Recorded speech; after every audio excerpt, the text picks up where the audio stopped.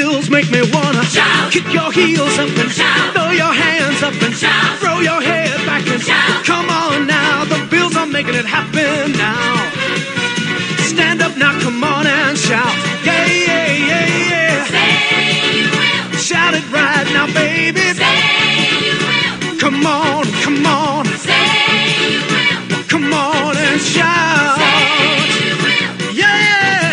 Shout. Buffalo's happening now. Shout. We're on the move now. Shout. The Bills are happening now. Shout. They're making it happen now. Shout. We got the spirit. Shout. A lot of spirit, yeah. Shout. We got the spirit. Shout. Just watch it happen now. Hey, hey, hey, hey, hey. Let's go, Buffalo. Let's go, Buffalo. Let's go, Buffalo. Let's go, Buffalo. The Bills make me wanna Shout. Hello, everyone, and welcome to the first episode of the History of the Buffalo Bills podcast. This is something I've been toying with for a while. I'm a huge Bills fan. I'm going to get into some stories of my fandom, as well as we're going to go over games. This is how it's going to work. Each week when I do this, I'm going to talk about a personal story, something that affected me, and then we're going to look back at one of the teams from Buffalo from before our current Bills. There were two other franchises that played professional football in one of the recognized leagues that the NFL recognizes as part of them. The APFA, the NFL, the double AFC, and the 1960s AFL. We're going to talk about one of that team's games, going through chronologically history, starting obviously with the franchise best known in the NFL as the Buffalo All-Americans. Then we're going to talk about our Buffalo Bills, and I'm going to use this book for the first 35 seasons, a book I got back in 1994 that chronicles notes and quotes from all the games from the first 35 seasons. Each week we will go through two of the games. This week it will be the off season leading into 1960 season, so the very first season, and then week one at the New York Titans. Until I catch up with the History of the Buffalo Bills Club group on Facebook, which is currently in the 1972 season. We will go over the losses. We will go over the wins. We will go over all the moments that defined the Buffalo Bills and Bills Mafia. First, I want to get into why am I a Bills fan. I am 46 years old, born in the tail end of the Generation X in 1979. So I have been around as a Bills fan for a long time. My fandom goes back to 1970 or 1988. A little backstory before this, I was not a football fan before this moment. I grew up in a household where one of the four members that lived there followed football, my brother, who was a Dallas Cowboy fan, which would lead to some anxiety-filled moments during the Super Bowl years as we had to share a bedroom. My parents weren't football fans, so therefore I wasn't exposed to it like a lot of households are, like my kids are. We did watch Super Bowl 20 with my brother for some reason, and the things I remember about that, of course, being the first football game I ever saw, were not much about the Bears and Patriots. I remember the mustachioed Mike Ditka strolling the sideline, and my mother wondering why he was spitting all the time, especially since the game was indoors. So it was basically, as she said, spitting on your living room rug. The other thing I remember is that my parents playing the fool on purpose, trying to rile my brother up, who at the time, in January of '86, was 12 years old. They kept asking him, when is there going to be a home run? Who gets a hole-in-one? And where will there be a slam dunk? Just things they knew were not football-related, just to try and egg him on. I don't remember much about the 46-10 Bears blowout other than that. 3 years later, actually, well, a little under 3 years, November of '88, I had a dream. Now, this is not some Martin Luther King thing. I just literally had a dream that I was going to play professional football. So, not all dreams come true. But I woke up needing to know everything I could about football. So I got books. I went to the school library and got out there. They had a series of all 28 time NFL teams and their books. And I borrowed each one and read it. They were like 30 pages, little brief history books, cover to cover. I read them all. And that Sunday when my brother turned the games on, the early 1 o'clock window on NBC, who covered the AFC at the time, was the Buffalo Bills and the Cincinnati Bengals. And I just absolutely fell in love with the Buffalo Bills uniforms, which is why I'm wearing my red hat today, even though the hat brim is a little wonky. Note to self, never wash a hat without a hat protector. The Buffalo Bills and their red helmets, their blue jerseys, it didn't matter to me that they lost the game to Cincinnati, and of course that was 1988, so it was the Bengals' second Super Bowl run. This one with where Boomer Esiason was league MVP, and they were just a juggernaut. And Buffalo would go on to lose to them in the AFC Championship later that season. So they had 2 losses to Cincinnati, and it is what it is. But I became a Buffalo Bills fan that day. And through 37 years now of glorious times and a lot of agony, 4 Super Bowls, the Music City Ford Pass, 13 seconds, wide right, all that stuff, but some of the greatest moments in my life too. The greatest, as far as being a sports fan goes, the greatest comeback, last Sunday night's game against the Ravens, that comeback, pacing uphill, up and down my living room as an adult, watching as Josh Allen leads the Bills to countless victories.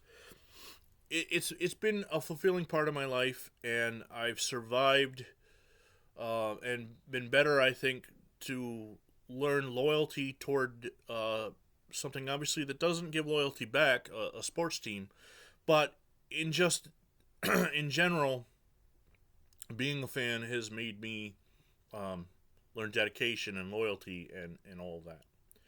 So I'm going to have a feature toward the end that I do on Facebook and YouTube called the Buffalo Bills Touchdown of the Day.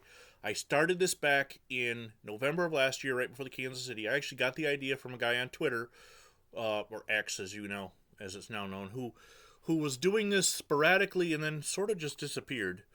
And not to steal his idea or anything, I stay off of Twitter. I don't do it there, but I do upload on Facebook, both on the History of the Buffalo Bills Facebook page and my own personal page. I put it on the Reels section there because that's where I started it. And YouTube. YouTube's an interesting animal as I don't get a lot of views. But I'm going to include this week's touchdowns. And for this one, what I do with that is it's a touchdown a day against the team we're playing. So this week, the New York Jets.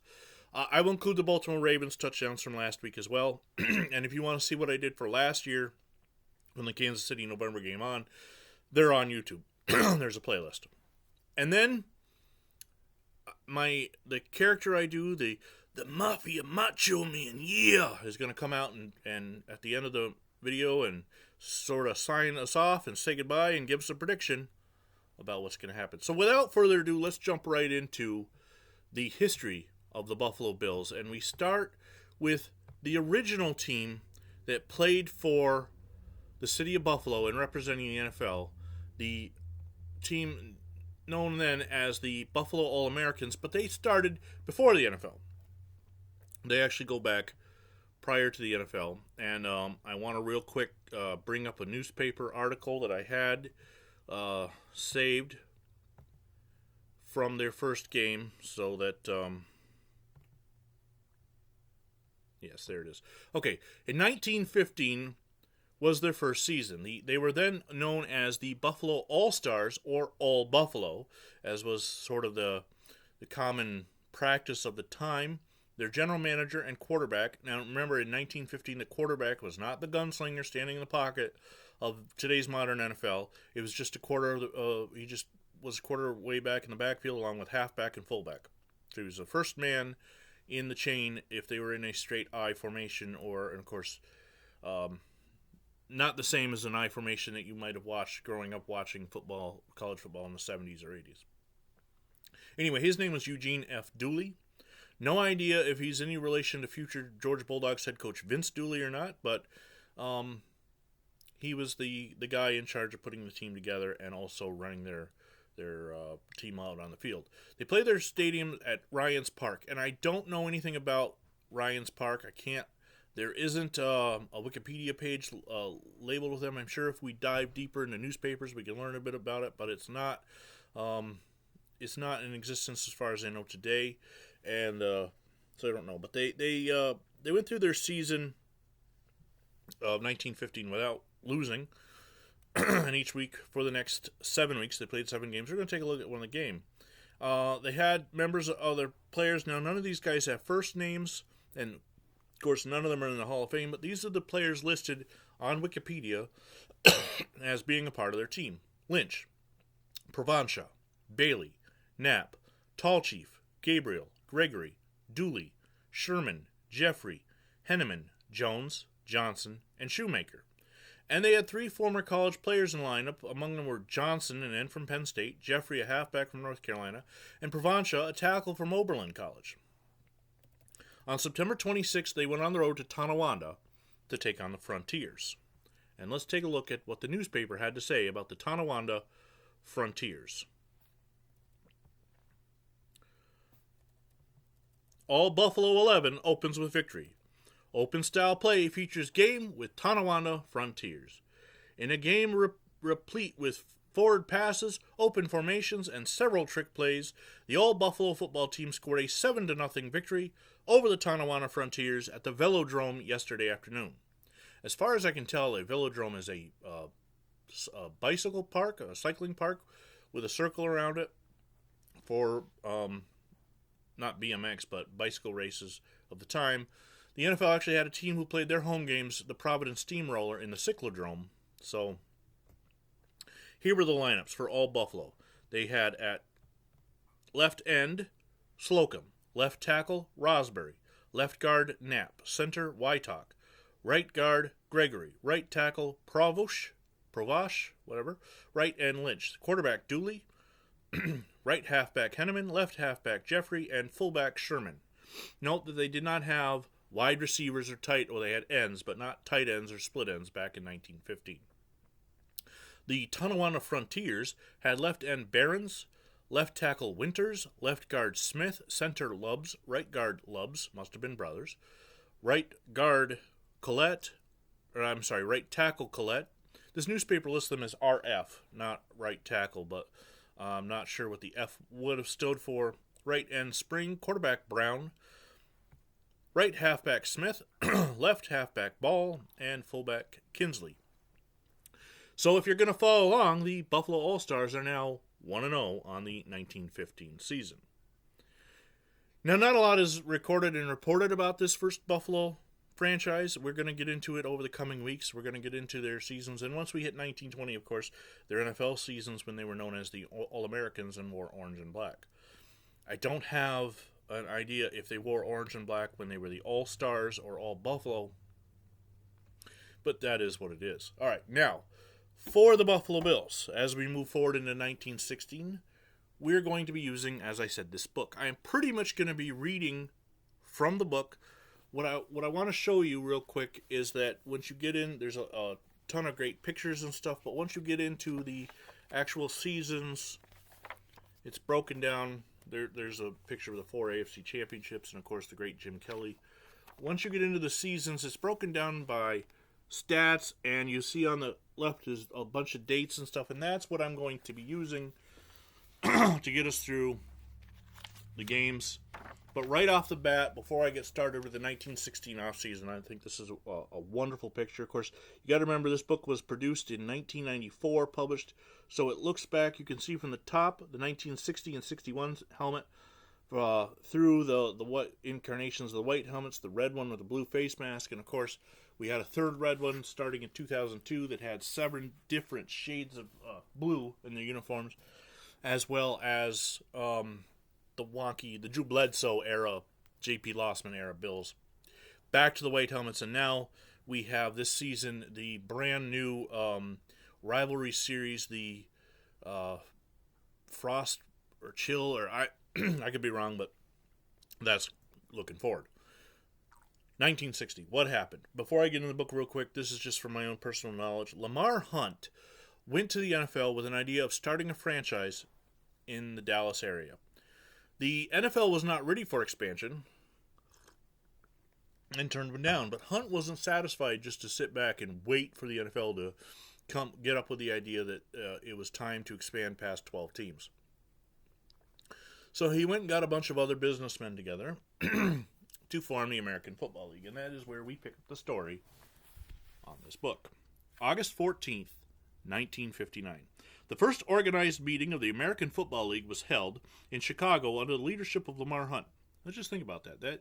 It was held in Chicago, where one of the, in 1959, two of the original founding teams still played. The Cardinals had one more year, but not only were the Bears in Chicago, but George Halas was one of the principal founding members of the NFL. So this meeting being held in Chicago, perhaps a little bit of irony, who knows? Member teams named and their principal owners were from New York, Harry Wismer, from Dallas, Lamar Hunt, from Los Angeles, Barron Hilton, yes, the Hilton Hotel magnate, from Minneapolis, Max Winter, and William Boyer of Denver, Bob Howsam of Houston, Bud Adams, and William Boyer. Oh, I get it. Minneapolis had two owners, Max Winter and William Boyer. Then Denver's Bob Howsam, Houston's Bud Adams, and plans for the 1960 start of the league were announced. On August 22nd, the American Football League was chosen as the name of the syndicate. Now, it's interesting that they went with a name that had been used a couple times before, most famously in 1926 when Red Grange, with his agent, started a league called the American Football League and featured Red Grange as a member of the football New York Yankees. It only lasted one season, but it had also been in use a couple times before that. But it's interesting that they went with that. But, poetic sense, American Football League did match National Football League and, of course, the baseball's National League and American League. So it makes sense that was always the name they always went with. On September 4th, Ralph Wilson, minority stockholder in the Detroit Lions of the NFL, said he was interested in bringing an AFL franchise to Miami.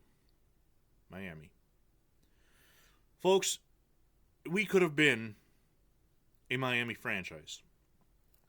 Ralph Wilson wanted to, for whatever reason, thought Miami was a good location, maybe weather, maybe wanted to get away from the Detroit winters, maybe didn't want to be that close to Detroit, I don't know. But he originally wanted Miami. On October 16th, Miami balked. They said the city just wasn't into it. So Wilson turned to Buffalo and announced that he would place an AFL franchise in Buffalo. You can't get into this with the idea that you're going to make a lot of money. It's like owning horses. You pay a lot of feed bills and trainer fees, and to be pretty darn lucky to get a Kentucky Derby winner. If you do, you might make some money. Now, interesting that he brings up horses here and the Kentucky Derby as two of the principal longtime original owners who are still, actually, no, they're not still, but Tim Mara of the Giants and Art Rooney of the Steelers. Mara had just passed away in 59, so we're horse race enthusiasts and gamblers. In fact, Art Rooney made his fortune betting the tracks up in Saratoga and in New York. That I got from the book called The League that I just finished reading about Halas, Mara, Rooney, George Preston Marshall, and Burt Bell. You can find that book on Amazon, I'm sure. On October 28th, in a meeting in New York, Buffalo officially was admitted as the league's 7th franchise. November 5th, it was projected that AFL owners AFL rosters would be about 40 players, and the total payroll would run around $400,000. Think about that, $400,000 for the payroll in 1960. I'm pretty sure the league minimum is above that now, but that's a pretty good expense for sports franchises who've never played a game in 1960. Gotta have my morning coffee, November 17th. Ralph said about 10 coaches had applied for the Bills' head coaching position, and he had narrowed the list to 2 or 3 candidates. On November 20th, the Bills signed a pact with War Memorial Stadium to play their games there. That would be our first regular season home. Well, next year in 2026, we'll be entering our third at the new Highmark Stadium. As you'll see when we get into the preseason, we actually played home games at Civic Stadium, which is where the 1940s Buffalo Bills played their games. On November 22nd, in a meeting in Minneapolis, Boston was admitted as the 8th franchise, with William H. Sullivan leading the 10-man ownership syndicate for what will become the Boston Patriots. And, of course, have given us fits throughout the 65-year history, especially in the first 20 years of the 2000s. November 23rd, the AFL player draft was held, and Penn State All-American back Richie Lucas, Buffalo's first choice, the Washington Redskins of the NFL also drafted him, but Lucas was said to be leaning toward the Bills because he would get a chance to play, and he had been offered an off-season job in the local accounting firm. The Bills drafted 33 players in all that day, including safety Larry Wilson, who would sign with the NFL's Chicago Cardinals. They'll be the St. Louis Cardinals starting in 1960, and Bills legend Tom Day, who would sign on with the Bills. On November 29th, afraid that the NFL would lose SMU quarterback Don Meredith to the fledgling AFL, Bedford Wynn and Clint Murchison, the two men hoping to secure an NFL team in Dallas, signed Meredith to a $100,000 personal services contract, even though they didn't yet have a team. So you think about that. The Cowboys, as they will become, aren't yet an NFL team, but they have a player in Don Meredith. Dandy Don, who some people of a little older than me would remember either as a Cowboy quarterback or as a member of ABC's trio of Monday Night Football in the 70s with Howard Cosell and Frank Gifford. Yeah, sorry. On November 30th, the Buffalo franchise officially was named the Bills. Joe Foss was named as the AFL's first commissioner. Now, why the Bills? You notice I never have stated that there's a guy named Bill as part of the Bills' ownership. No. If you're unaware, I'm sure most Buffalo Bills fans are aware that Buffalo Bill Cody, an entertainer and former Army veteran from in the 1800s, entrepreneur and showman, was the inspiration for the name.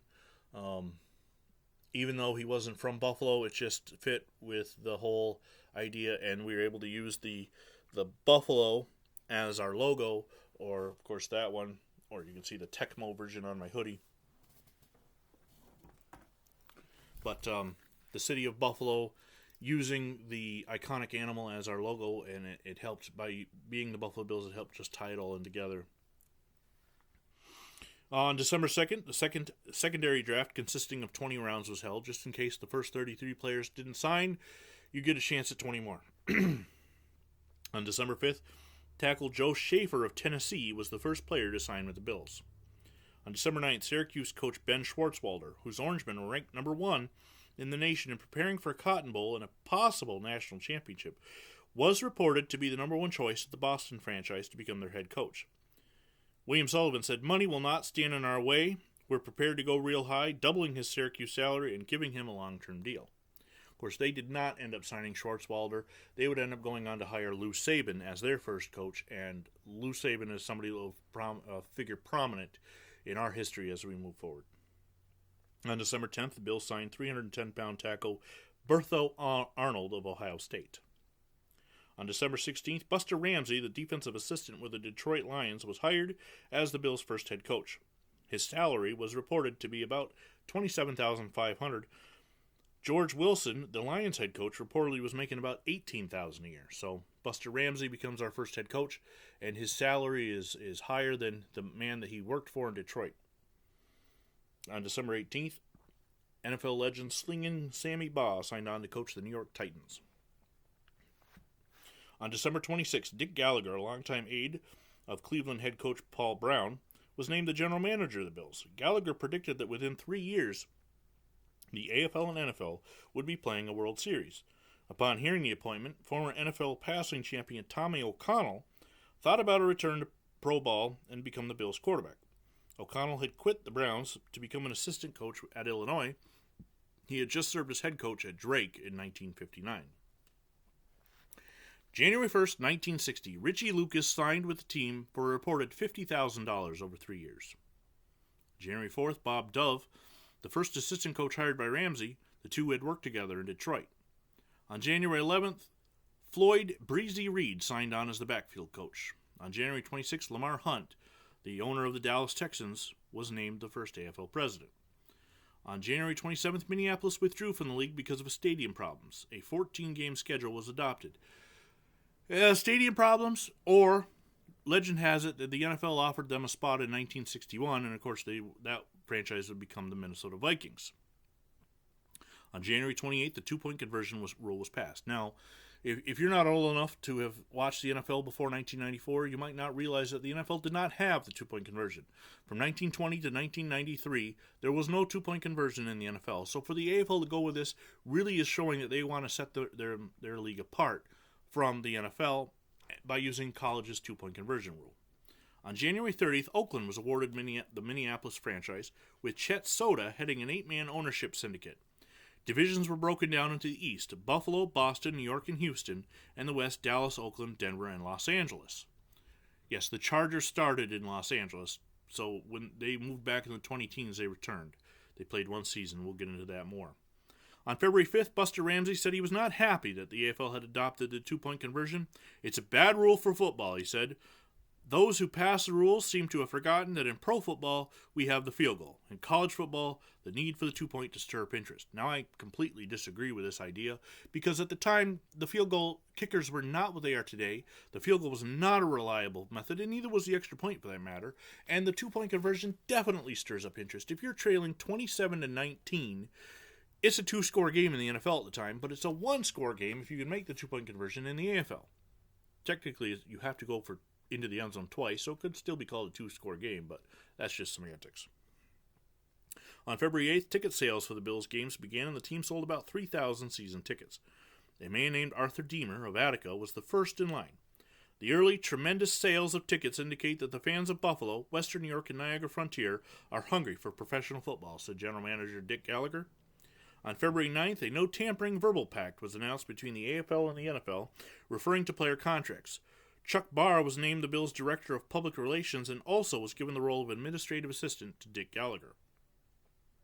On February 17th, Jack Butler was hired as the defensive assistant coach.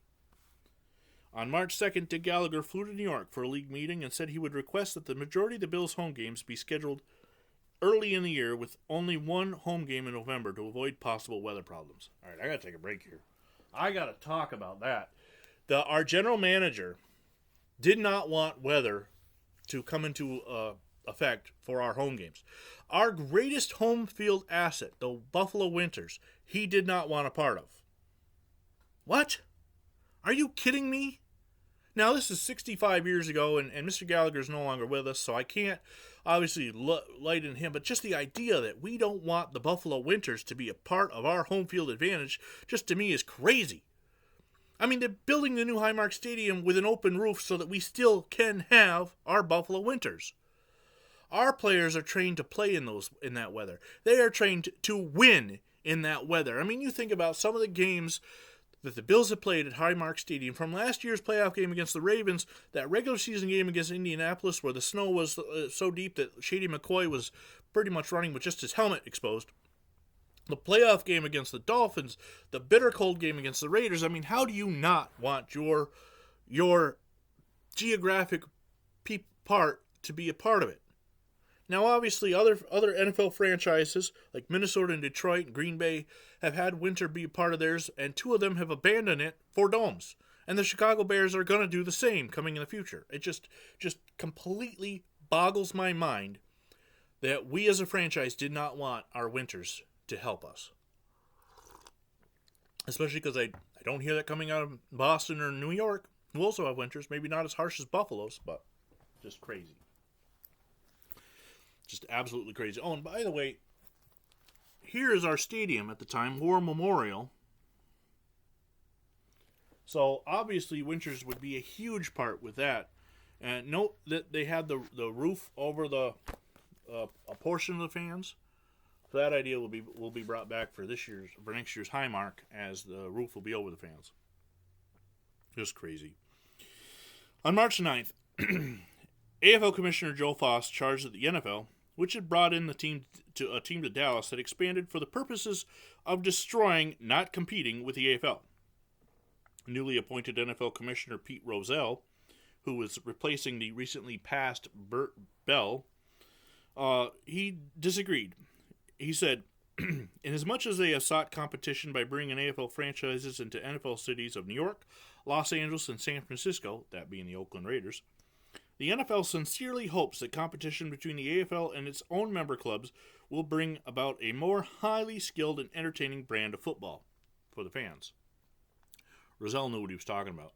Where some of the other NFL owners were stagnant and trying to stay in place in a lot of ways, Rozelle was forward-thinking and would bring the NFL and eventually the AFL as well into the future. And so, yes, putting the Cowboys in Dallas was probably a tactic to try to cripple the AFL, especially their founding owner, Lamar Hunt.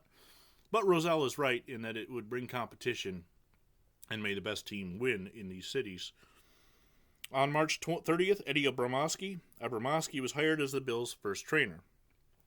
April 19th, ABC expressed interest in telecasting AFL games for $1.9 million a year. That deal alone will help the AFL survive, especially when ticket sales drag. They don't move in the ways that the owners were hoping. On April 21st, the Bills signed linebacker Laverne Torson.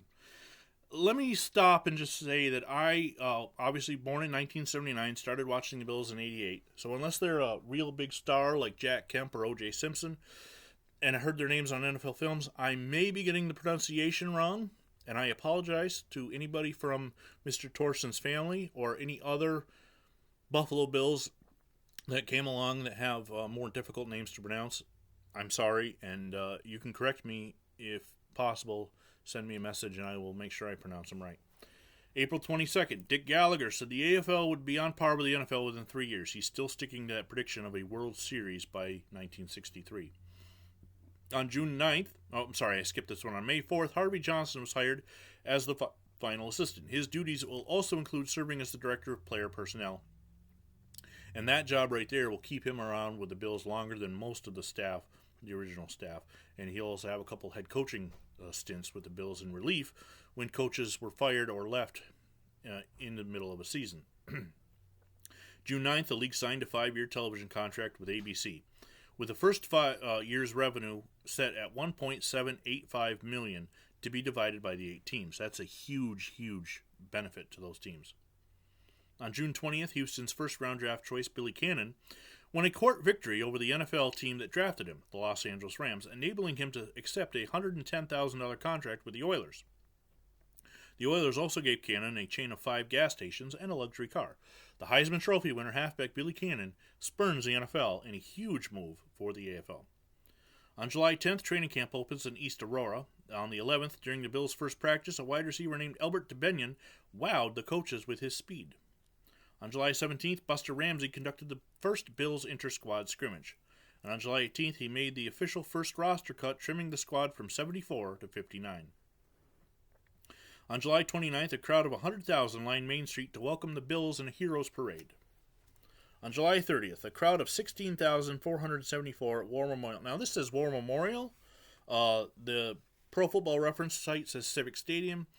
So maybe we should look into the newspapers and find out for sure. But watched as the Boston beat the Bills 28-7 in the preseason opener, which also served as the first game in AFL history. Maurice Bassett scored the Bills' only touchdown, and Buffalo was outgained 430-316. A wide open game in the AFL. Just 430 yards unheard of in the NFL for the most part. On August 2nd, Maurice Bassett's TD didn't impress Buster Ramsey as the coach cut the running back. Meanwhile, the team acquired running back Ray Carlton from Boston in a trade for defensive end Al Crow. So we send Crow off to Boston and pick up a ray of hope for our running game with Ray Carlton. That's W-R-A-Y, Ray. August 13th, the Bills won their first preseason game, 31-14 over Denver, in Rochester, New York, at the Aquinas Stadium. Richie Lucas had an 88-yard kickoff return to set up a Buffalo touchdown. Interesting that we played the game in Rochester. Obviously, Rochester, Western New York, is part of the Buffalo fandom. You drive around there, you see a ton of Buffalo Bills flags flying. But back in the original days of the NFL, Rochester had its own team in the Jeffersons, and that could have been an interesting rivalry had that franchise made it. August 21st, Boston beat the Bills again, this time 21-17 in Worcester, Massachusetts.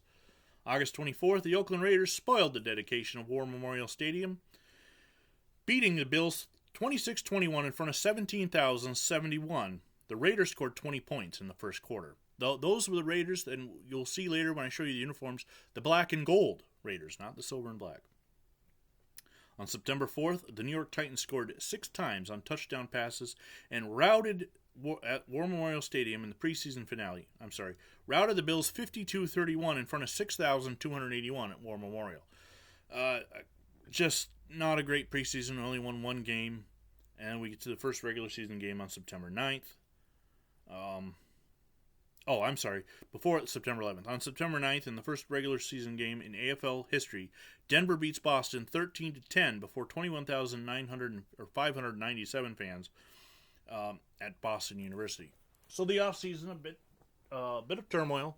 You know, lots to do when you're a expansion franchise, an expansion league for that matter.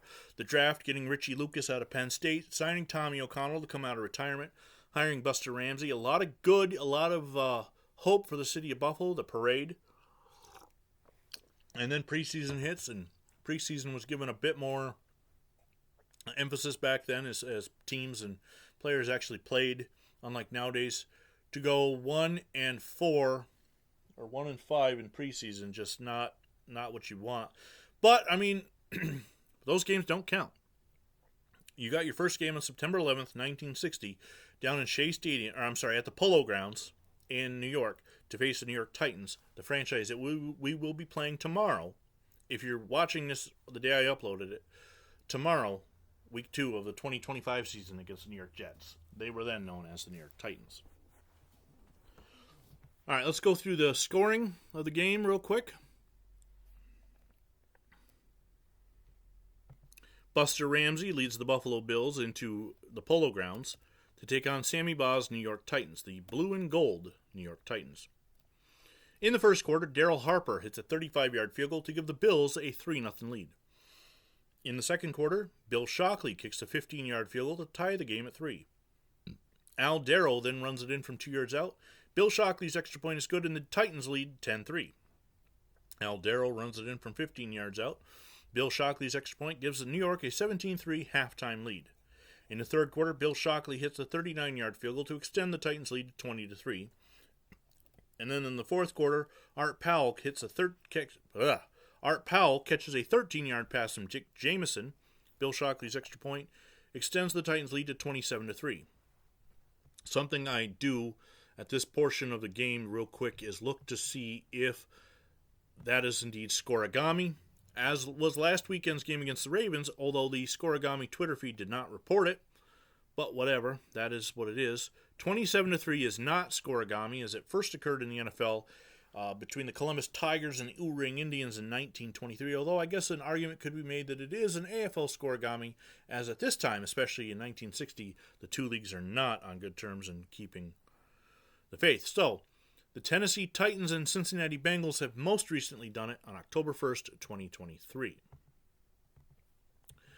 All right, that game was played outdoors on grass at the Polo Grounds. It was 65 degrees, and the Titans were favored by 4.5. How does Las Vegas determine who's the favorite in a league that has never played a game? But the Titans were favored, maybe for being home. They were favored, and they covered. The Bills turned it over 3 times, so the Titans won. Offensively, for the Bills, Tommy O'Connell threw for 37 yards, and he was intercepted once. In relief, Bob Broadhead threw for 15 yards. He was intercepted once and sacked twice. Broadhead also led the team in rushing with 42 yards. Our leading receiver was Albert DeBenion, who had 1 catch for 22 yards. Not a great offensive day. For the New York Titans, Dick Jamieson threw for 152 yards, 1 touchdown. He was sacked twice. Al Darrow threw for 74 yards, 1 interception. He was sacked twice, and of course he scored the 2 rushing touchdowns. Pete Hart led the Titans in rushing with 66 yards, and Don Maynard had 4 catches for 116 yards. On defense, Billy Kennard of the Bills had an interception. For the Titans, Roger Donahoe had an interception for 39 yards, and Dick Felt, pause while you laugh, Dick Felt had an interception as well. Returning kicks and punts for the Bills, Fred Ford had 59 yards on 3 kick returns. The Bills did not have any punt return yards. For the Titans, Art Powell had 39 yards on 1 kick return, and Leon Burton had 17 yards on 2 punt returns, and the New York Titans won 27-3. Now we're going to go to the book and see what this book has for notes and see what they have for quotes. Notes and quotes. There is no picture associated with this game in this book, so I'll just get right into the notes. The Bills had lost their preseason finale to the Titans the previous week, 52-31. The game was played in intermittent rain on a muddy field at the Polo Grounds, and the Bills were inept on offense. Tommy O'Connell suffered an injured neck early on while recovering as an Albert DeBenion fumble, and did not return until the fourth quarter. Bob Broadhead replaced O'Connell on the next play. First-round draft choice Richie Lucas suffered an arch injury and sat out the rest of the game. The Bills went on to score on that drive as Daryl Harper made a 35-yard field goal, but that was it as far as the day and scoring goes. The Bills, that through the first game, have no touchdowns to report. I would have a hard time coming up with a touchdown of the day for week 2. I'd have to use preseason. Bill Shockley's first field goal was set up by a 57-yard pass from Dick Jameson to Don Maynard that carried to the 10. The Bills' defense stiffened and forced the field goal. Al Darrow, the balding reserve quarterback, then scored twice on improvised rollouts. The first on fourth down at the 2-yard line. Darrow had hit Maynard for a 20-yard gain and then scrambled for 14 yards to the 14. Again, the Bills' defense rose up, but on fourth down, Darrow scored. Ray Carlton then fumbled at the Buffalo 45, and Maynard made a 25 and 10-yard receptions before Darrow scored on a 15-yard run to make it 17-3 at the half. The Titans' last TD upset Bills coach Buster Ramsey. The score was 20-3 with less than a minute left, and New York called a timeout, and then Jameson hit Art Powell with a touchdown pass with 5 seconds left. The Bills roster had 34 players. The youngest were Lucas Harper, Monty Crockett, Dennis Reamer at 21, and the oldest was O'Connell at age 28. Quotes. Head coach Buster Ramsey about the last TD said, "They had us 20-3, and with less than a minute left, they're still passing and even called timeout to make sure the score. In 25 years of football, that's the first time I've ever seen anything like that. Someday it'll come back on him," referring to Titans head coach Sammy Baugh. On his defensive problems, he said, "I've said it before, I'm going to keep making changes all over until I get someone who can do the job. On one play, I sent a man in specifically to stop the wide stuff. I set him 2 yards outside the offensive end where nobody could block him to the inside and told him all his job was to keep Darrow from going outside. So he crashed inside and Darrow went around him. We had the right stuff set up to win the game. We spent a lot of time setting up a defense that will stop any rollout cold, but we made the same mistakes over and over again." Tommy O'Connell said, "It should be remembered that we have 13 games to go. We have to get meaner and throw all caution to the wind." Jets quarterback Al Darrow said, "When we came to camp, we didn't have any rollout plays. I started doing it on my own in practice. I'm only an average runner, but that's all you have to be to get away with it. When I roll out, the man I have to beat generally is a linebacker, and there's a lot of pressure on him. I've got the edge because he does not know if I'm going to run or pass." Kind of like a modern-day quarterback. Other Week 1 scores: the LA Chargers edged the Dallas Texans 21-20. Denver squeaked by Boston 13-10, and Houston all over Oakland 37-22. So the Bills start 0-1. Not a great start. There's a lot to go, though. The 1960 season is just getting underway, and so is the 2025 season. So for more on that, let me just real quick talk. I want to move on, finish up by talking about the 2025 season real quick, and then what I'll get into showing you the uniforms, the touchdowns of the day, and the Mafia Macho Man will come in and say a few words.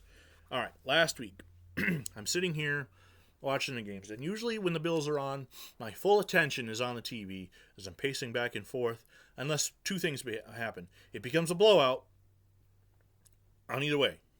If we start blowing them out, I will get back on my phone and start talking to in my Bills chat that I'm in. But when it's close, whatever, I have this on mute because I don't want any spoilers coming my way in case their feed is a few seconds ahead of my feed, because in 2025 streaming feeds aren't perfect. The other reason I might stop is if we're getting blown out, and which was happening, or at least it was appeared to be happening, as we could not stop Derrick Henry. We could not stop Zay Flowers. We couldn't stop Lamar Jackson getting outside of our ends, just like in that 1960 game. And then the fourth down touchdown from Allen to Coleman that was tipped by, I believe, Dawson Knox. And I kind of sat up, and I looked at the clock, and there was still a good amount of time left, and we were only down by 8. Now, we failed the 2-point conversion, so we're down by 8. But, hey, you only need to make one of them when it's an 8-point game. The fumble.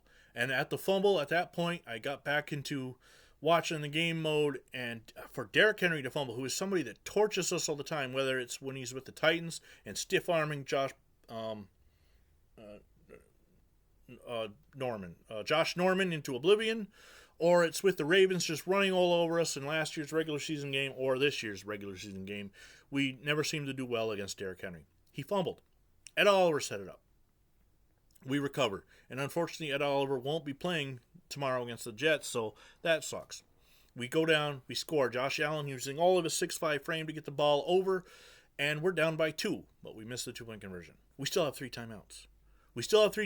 We set it up. We stop them on 3rd down. They pass short of the 1st down, and there's been a lot of talk as to why they didn't go for it at that point. Well, because we'd been stopping them. We'd been stopping them for a good part of the last few minutes, and if they don't make it on 4th down, we got the ball at the 30, so they punt. Huge pass to Josh Palmer. What a big pickup in the offseason he was. He's not going to be your number 1, but he's going to come in clutch in moments like that, almost like Curtis Samuel did in the past, or he went to the Patriots, number 13. Anyway, he just big pickup. Just, for him. And then the pass to Coleman. And you know what? Thank God he got tackled. It's one of the rare times you want a guy to get tackled, because if he goes in and the Ravens have all 3 timeouts, they get the ball back and Lamar can do Lamar things, because it's what he can do, and possibly take it back away from us. So Keon gets tackled, and I think Coleman's going to have a breakout season. I really do. And he had over 100 yards in the first game. It's one of the reasons why in 3 fantasy leagues I'm in, Keon Coleman's on all 3 of my rosters. Josh Allen's only on one of them, which is sad, but it is what it is. Anyway, we make them use their timeouts, kneel the ball a couple times, set it up. Matt Prater, who had just signed with the team 100 hours ago, comes in, and he, shows his 15-year veteranship. He's clutch. He hits the game-winning 32-yard field goal, and I couldn't sleep that night, which is sad because I had to be up at 4:30 to go to work. But it was a great win and a great way to start the season, and hopefully we can continue that momentum going forward, especially tomorrow against the Jets. I imagine it's going to be a tight game. We never seem to play well down in New York. Just thank God it's not 9/11, because I was there 2 years ago in New Jersey on 9/11 when the Jets beat us in overtime, and that's something, the Jets just seem to have different momentum on that day. I don't want to be the road team on that day ever again, because they are able to do stuff that they can't do the rest of the year. So we're 1-0, and it's great. And I'm going to go ahead and show you the uniform matchups from the 1960 preseason, your touchdowns, and I hope you enjoyed this podcast and will subscribe to it, and let me know what you think of it. So thanks for watching, and until then, be good, do good, God bless, and go Bills. Here I was going to show what the uniforms look like. Thanks to GridironUniforms.com, here's the 1960 Bills preseason. Now, this was the game played July 30th. It was an 8 p.m. start at Civic Stadium in Buffalo. So although I mentioned earlier that Buffalo had played Highmark Stadium next year, the new one will be our 3rd home field. It's actually our 4th if you count the preseason, because we did play this game at Civic Stadium. The second preseason game, played in Rochester, New York at Aquinas Stadium, was against the Denver Broncos, a game that the Bills won 31-14. And if you look and notice the Bills uniforms bear resemblance to the silver and blue of the Detroit Lions at the time, and the story was always that Ralph Wilson, being a former minority owner in the Lions, picked these colors and this look because they looked like the Lions. However, when we get into the 1946-49 Buffalo Bison/Bills, this was the same uniforms they wore, so I tend to wonder if it was a conglomeration of they look like the Lions, and they might have helped fans who had been around for at least 15 years remember their beloved Buffalo Bills from the AAFC. The third preseason game, a road trip to Boston, actually to Worcester, Massachusetts, to take on the Boston Patriots, a 2 p.m. start on August 21st, and a 21-7 loss. Now, notice the Patriots' helmets. This was a 1960 helmet for the Patriots, and one that they have never thrown back to, as far as my knowledge go. They always go back to the hiking Pat. They've always thrown back to Pat Patriot, the Minuteman hiking the ball on their helmet, and not this more Patriot-looking hat that sat on their heads. Plus, note the red jerseys. Of course, they wore red with the Pat Patriot helmet logo as well. They don't with the Flying Elvis that they wear nowadays. The fourth preseason game against the Oakland Raiders, and as I mentioned when I talked about that game, that they were the black and gold Oakland Raiders in 1960. This game was played at Civic Stadium in Buffalo, New York on August 24th, just 3 days after that Boston Patriots game. This was also a loss for the Bills, 26-21 to the Raiders, and it was an 8 p.m. start.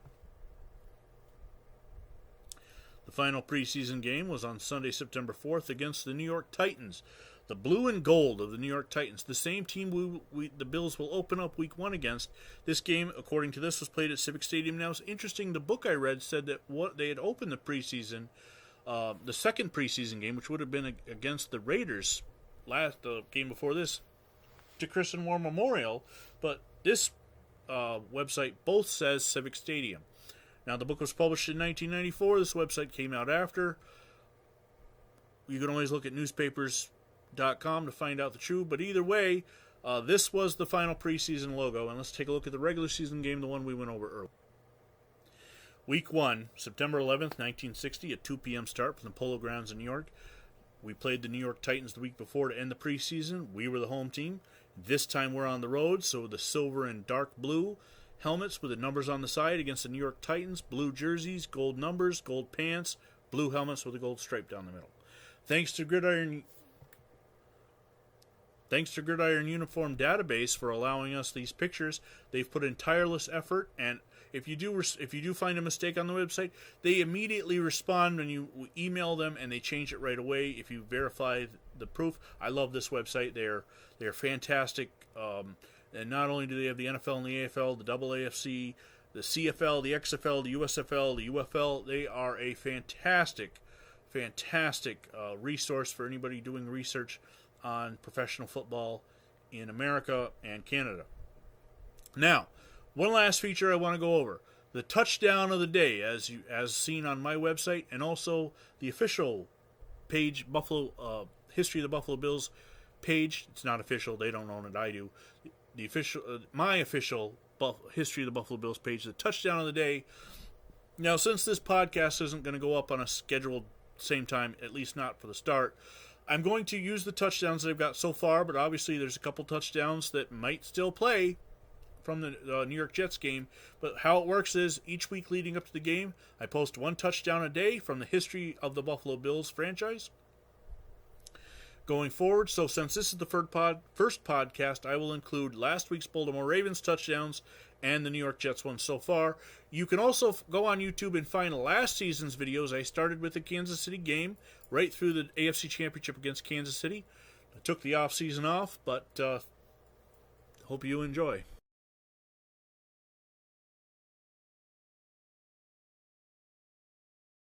Formation. Who's going to motion? Shakir? You're not going to stay there, are you? It's Allen. Allen straight ahead. Bulldozes in for the touchdown.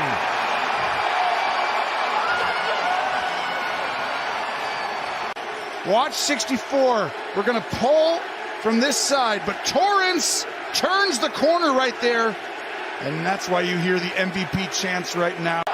For $167 and a touchdown on the day. Next play, 1st and 10 in the Ravens 16. There goes Fred Jackson. That is not C.J. Spiller. Jackson had 87 yards rushing and a touchdown, and look how that ball stays spinning. That's pretty impressive on field turf. He has Price and Reed to the right side. Evans wide to the left. The snap.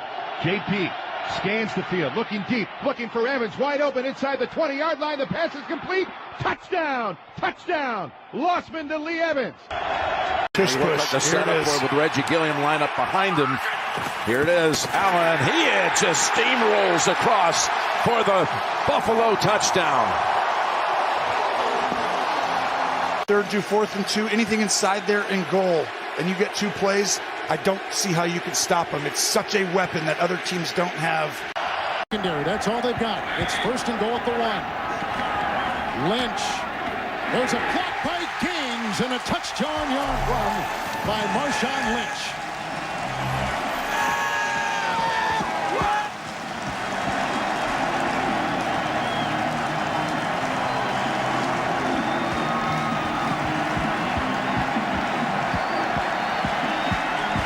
Buffalo extends their lead. It was a penalty on Ivy that gave them the 1st and goal at the 1, but a big play going off to Evans, a 54-yard catch that got him deep into his.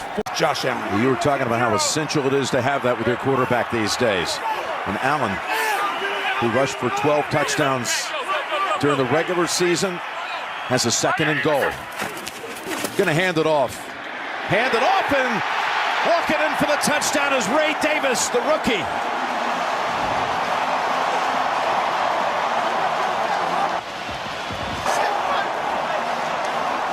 For the Buffalo Bills, either to number 87, Kurt Sohn, or number 42, Bruce Harper. A drizzly day in New York, and we're underway the first step towards the Super Bowl. Bruce Harper on the return. Fumble, picked up by the Buffalo Bills, into the end zone. It is number 26. Charles Rome, defensive right cornerback. What an unbelievable turn of events. 26 yards as Bruce Harper fumbled and Rome scored.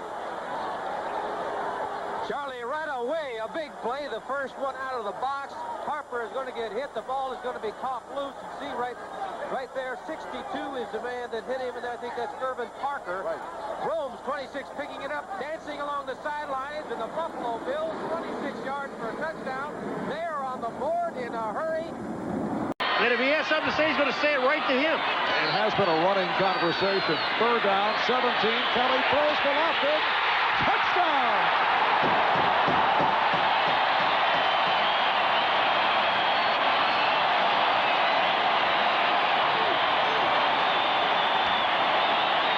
Two huge plays involving Jim Kelly and James Lofton. 1 for 54 yards to bring Buffalo to this end of the field. And now the touchdown pass for 27 to open up the game. The Bills now lead 23-13. Lofton's 5th catch, 109 yards. He beat Tony Stargell. And here is Scott Norwood. 6 minutes and 30 seconds to play in the 3rd quarter. Jets lead by 7. On 1st down, a home run ball. Timing looks good. It's on target to James Lofton, and he goes in. Touchdown.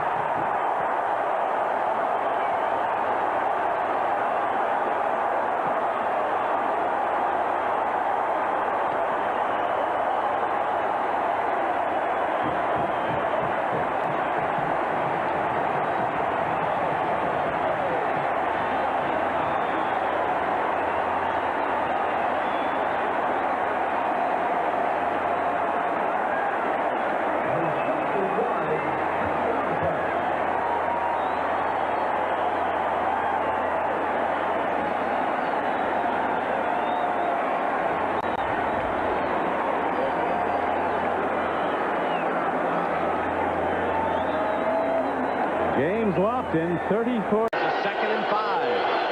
Got 3 wides to the left. Kelly across the middle. Thomas for the touchdown.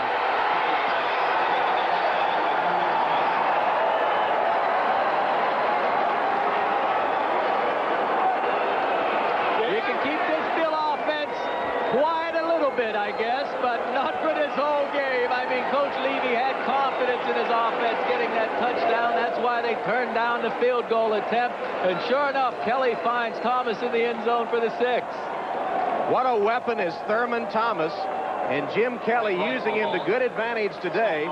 Thomas has over 100 yards in receiving today.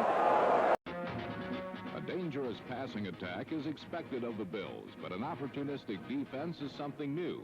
When number 38 Jeff Nixon stole his 4th pass of the young campaign, Buffalo secured an easy 20-10 win. The Bills are clearly on the way up, joining an unlikely new group of NFL movers and shakers who are promising to make 1980 the year of the turnaround.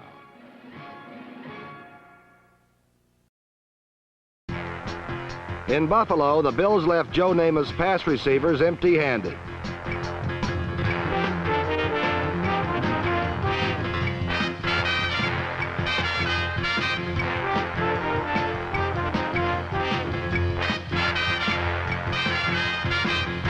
With the wind at his back, Joe Namath went to his game.